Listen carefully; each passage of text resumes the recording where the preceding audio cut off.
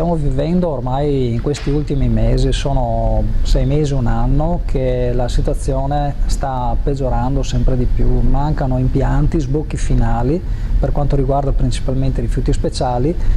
e questo è il motivo di questa riunione che abbiamo fatto tra operatori del settore per confrontarci e predisporre assieme una soluzione, una proposta da condividere con la Regione Veneto, in modo tale da fronteggiare, piuttosto di far finta di niente, è meglio fare qualcosa, quindi fronteggiare questa emergenza rifiuti. Non trovarci impreparati nei prossimi mesi che, voglio dire, si vedono sempre più pesanti. Secondo il nostro parere c'è una volontà ormai diffusa di non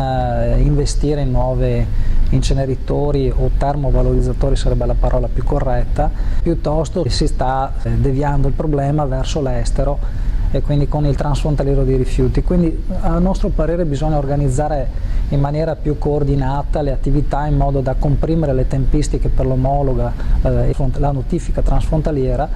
e questa è una soluzione. Un'altra soluzione è quella di cercare di valorizzare ulteriormente lo scarto dopo il recupero delle materie prime e seconde